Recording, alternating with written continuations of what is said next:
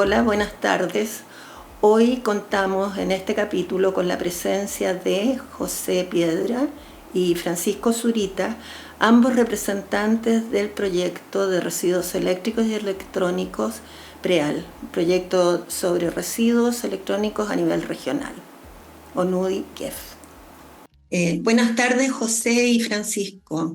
Es un gusto conversar con ustedes y agradezco la buena disposición para participar en estas reuniones y ponernos al día sobre qué es lo que está sucediendo en Ecuador sobre la gestión de los residuos eléctricos y electrónicos. Para iniciar esta conversación me gustaría saber cuál es la situación normativa en relación a los RAE, o sea, los residuos electrónicos, que hay en Ecuador en estos momentos.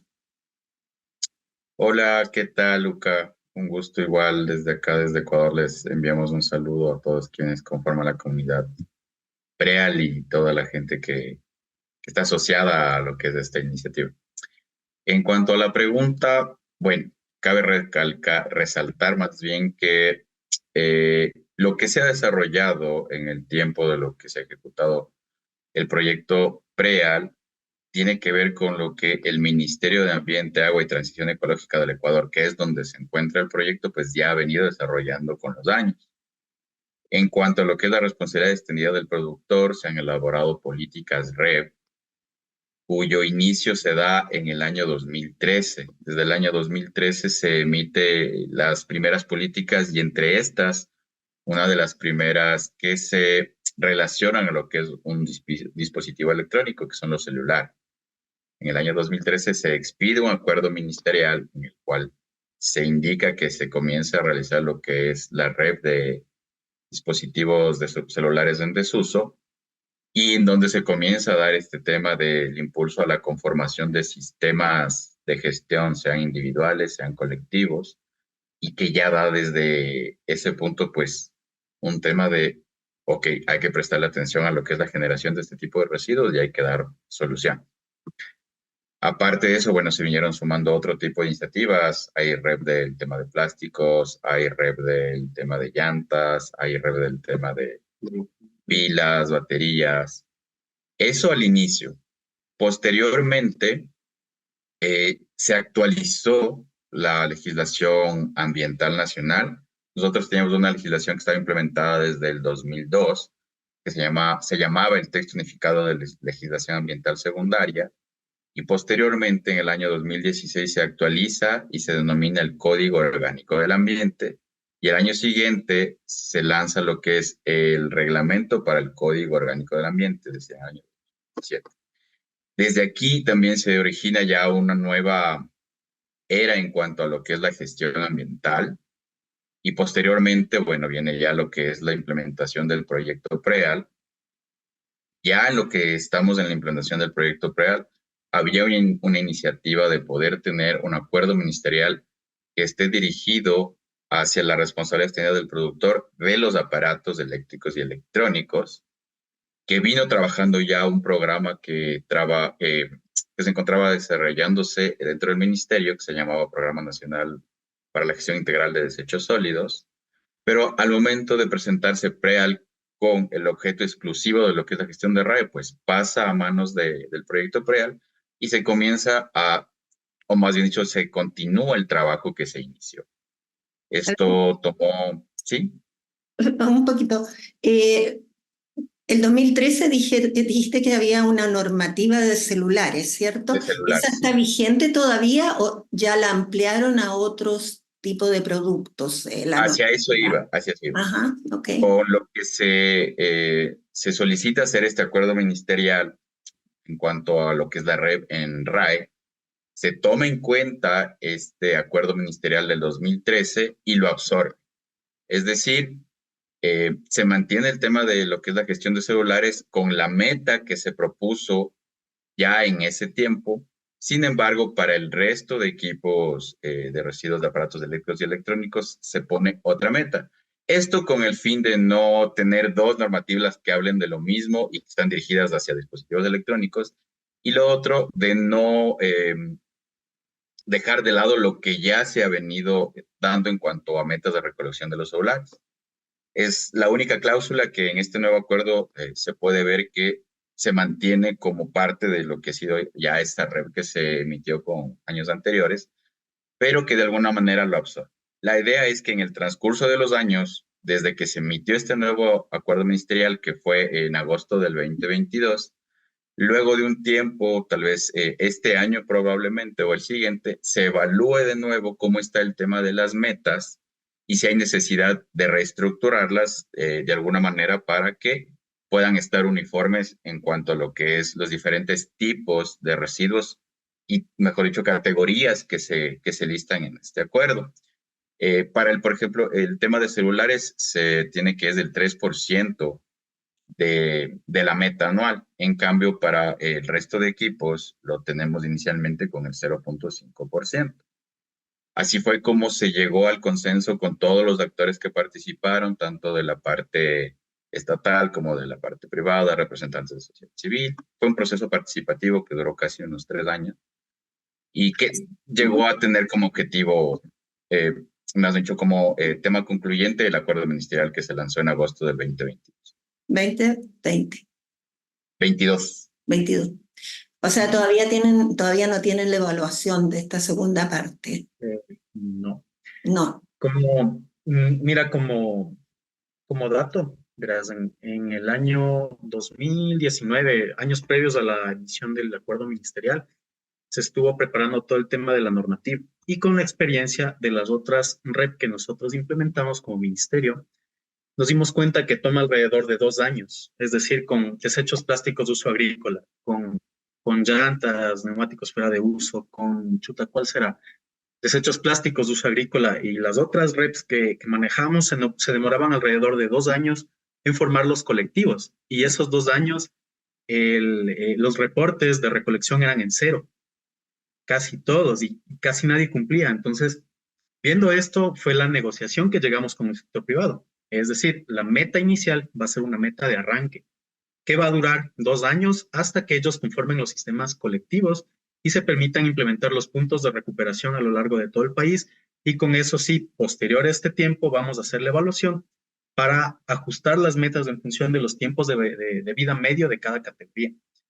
Entonces, celulares no podíamos cambiarlo, porque Claro, ya no la tenía. meta era absurda. Entonces, lo que hicimos fue establecer esta meta más chiquita de arranque para con eso subirla en un futuro. Previo, no sé, a un análisis, conformamos igual una comisión técnica con la parte público-privada.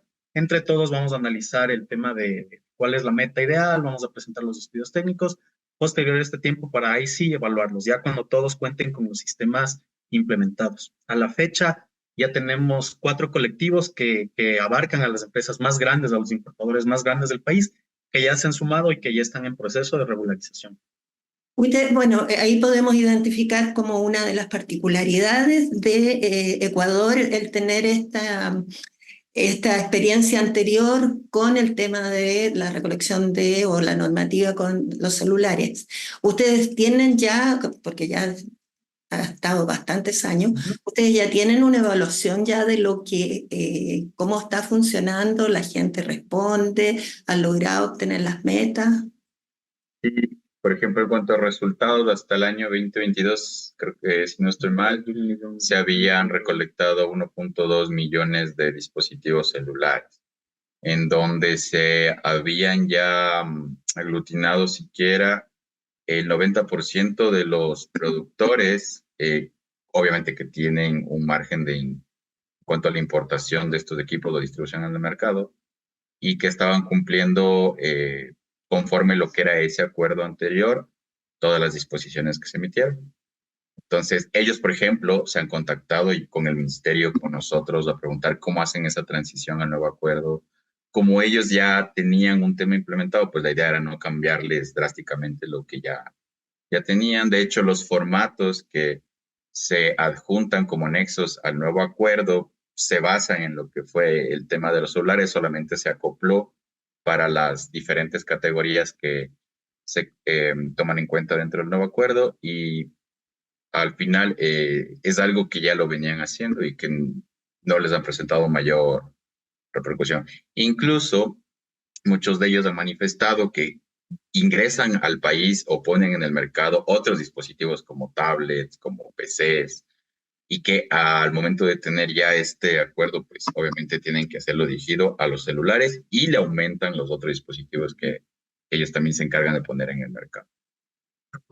Algo que les quería comentar igual, algo curioso que pasó con los celulares, es que el Ecuador, en ese tiempo, en el año 2013-14, que empezó la regulación de celulares, tenía un techo en el tema de importaciones de equipos celulares. Y para que puedas subir ese techo, tenías que reciclar teléfonos. Entonces, en este caso era 2.5 a 1. Si es que yo reciclo 2.5 teléfonos, el cupo de importación se subía en un teléfono. Entonces, el primer año de aplicación del instructivo, recuperamos como 300.000 teléfonos. El segundo año, 200.000 y así sucesivamente. Eran unas cantidades grandísimas de recolección de equipos celulares. ¿Qué pasa? Que se metió el Ministerio de Telecomunicaciones y por un tema de acceso a la información, quitaron esta restricción. Es decir, que toda la ciudadanía tiene derecho a tener un teléfono, está bien, puede acceder a un teléfono y estos cupos limitaban el acceso de cierta forma a la información a la ciudadanía. Entonces, lo que hizo el Estado fue retirar este incentivo al reciclaje o incentivo a la importación, como se lo quiera ver, y desde esa vez bajaron las tasas de recolección, bajaron un montón, al menos. Y te Entonces, podrían antes, decir, sí, dime. podrían decir que ya es un tema instalado de todas maneras en la ciudadanía, ¿no? Sí. Sí, el tema de celulares, Ya sí. tienen una estrategia de recolección, me imagino. Sí. Todos los centros de atención al cliente en el Ecuador tienen un cajoncito para que uno pueda depositar sus teléfonos. Ahora eso, tratarlo de llevar al tema de los otros electrónicos sí fue un poco a tropezones, porque el tema es que no todos los RAEs son iguales, más aún los equipos de refrigeración que son súper grandes. Entonces ese fue otro punto también para tomar en cuenta una meta baja, tomando igual como referencia a Colombia, que ellos tenían, si bien creo que es voluntaria la red que ellos implementaron al inicio, las tasas de recolección, trabajando un montón por parte de las asociaciones y de los productores, fue menor al 1% y trabajaron creo que más de 5 años. Entonces, tomando como experiencia esa parte de ahí, vimos necesario poner una meta baja de arranque y luego analizarlo posterior al periodo de evaluación de 2 años. Ahora, ustedes ya mencionaron de alguna manera algún aporte que ha tenido el proyecto PREAL en la gestión de los residuos en Ecuador. ¿Ustedes tendrían algunas otras instancias o alguna otra dimensión donde PREAL también ha apoyado más allá de la creación de esa normativa o de ese acuerdo ministerial? Claro, por ejemplo, el hecho mismo de hacer la identificación de gestores, inicialmente no se conocía quién nomás hacía gestión de residuos de aparatos eléctricos y electrónicos. Entonces, como primera tarea del proyecto fue levantar esa información y poder identificar dónde se encuentran estas iniciativas, saber cómo está su estatus de regulación ambiental, si lo están haciendo bien, si necesitan apoyo en esta área o en algún tema de desarrollo de capacidades. Desde que se identificó, pues se ha venido trabajando con aquellos que han demostrado que tienen justamente las aptitudes y que tienen las ganas de poder mejorar y seguir ofreciendo este servicio, obviamente acorde y dentro de lo que es el marco normativo ambiental. De hecho, es gracias a este levantamiento que también se hizo y la identificación que se pudo realizar el resto de actividades que tiene planificado, que ha tenido planificado el proyecto, como la recolección de plástico, la identificación del plástico. Algo también que puedo remarcar es el tema de vínculo con academia. Nosotros llegamos a identificar igual iniciativas que se estaban dando dentro del aspecto de investigación con universidades, institutos de investigación. Con ellos incluso se ha llegado a realizar convenios de colaboración Ustedes para... tienen una experiencia bien interesante en Cuenca, ¿no? De la Universidad Sí, de sí. Cuenca. Sí. Claro, hay que recalcar que ellos lo hicieron independiente. O sea, ellos, mucho antes de que aparezca PREAL, ya han venido trabajando con temas de economía Ya estaban trabajando. circular y el tema de gestión de RAE. Más bien nosotros lo que tratamos es de que esa experiencia de alguna manera pues se pueda vincular a lo que nosotros tenemos en PREAL y diversificarla. Ahora mismo, por ejemplo, estamos en el tema de poder sacar una guía informativa donde ellos nos ayudaron con una revisión desde su parte de educación y esperamos que esa guía, por ejemplo, pueda ser de aplicación para el conocimiento del público en general. ¿Del público en general o de algún sector específico? Del público en general.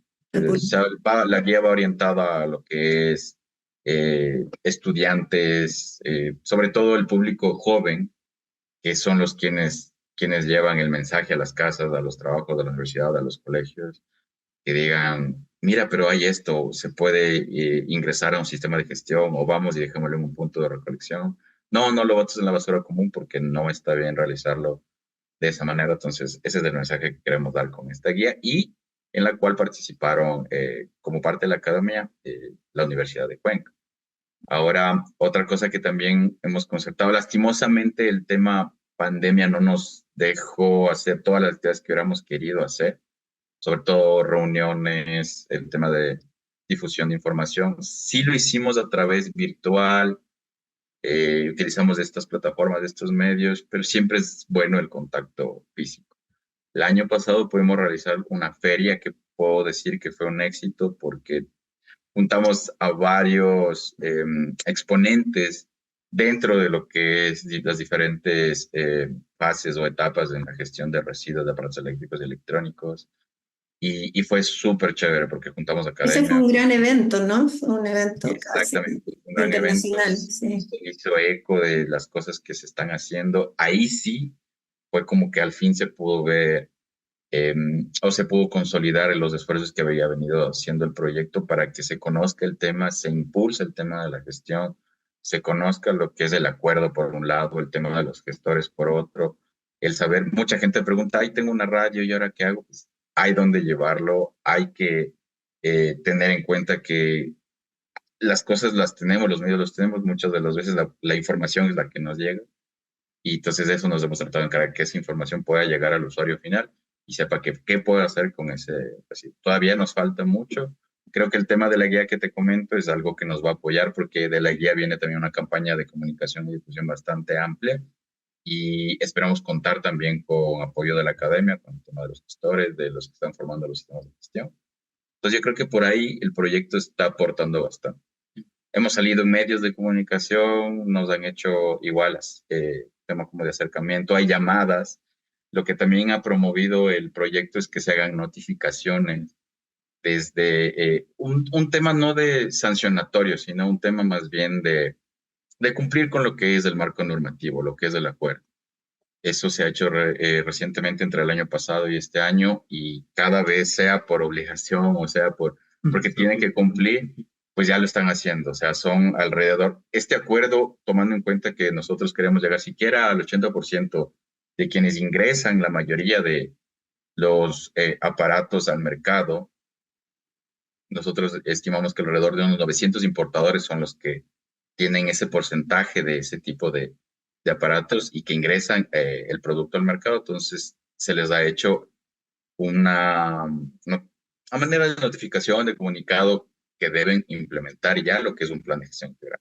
Y lo hemos estado consiguiendo. Creo que ese es el impacto principal también que hay que mencionar. ¿Tienes algo que tratar? Por otro lado, como proyecto PREAL, no es algo que tiene que ver directamente con las actividades del proyecto, pero el Ecuador, debido a la Constitución de la República y a la legislación ambiental, prohíbe la importación de COPS o sustancias que posean COPS, entre otras, entre plaguicidas y algunas otras sustancias baneadas que están a nivel internacional. El tema es que los laboratorios, para poder hacer un análisis de presencia de COPS, necesitan importar los estándares, pero en aduana les prohibían porque está en la ley, estaba ahí que no pueden. Entonces, trabajamos con el ministerio para poder sacar un instructivo que permita la importación de estos estándares y materiales de referencia para analizar sustancias prohibidas o sustancias baneadas en el país.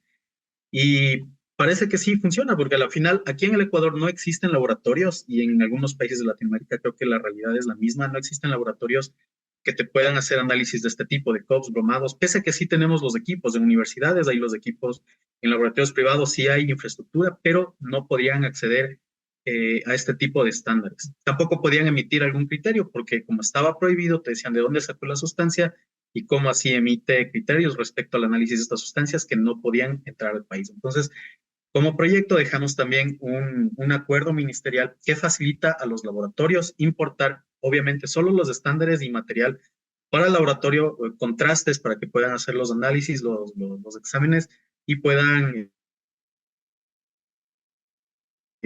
estimar la presencia de los persistentes, entre otras sustancias, la que nos interesaba a nosotros dan los COPs, pero ahorita los laboratorios ya lo pueden hacer. Sí, eso es un aporte que, como les digo, si bien no fue tanto aterrizado del proyecto, pero al ministerio le queda ahí súper bien tener ese instrumento legal. Mira, José y Francisco, muchas gracias. Nos han ofrecido una información súper interesante sobre qué es lo que está sucediendo o cuál es el panorama de la gestión de RAE en Ecuador. Y bueno, muchas gracias. Ya, con gusto, Buca. Hasta luego. Chao, un abrazo.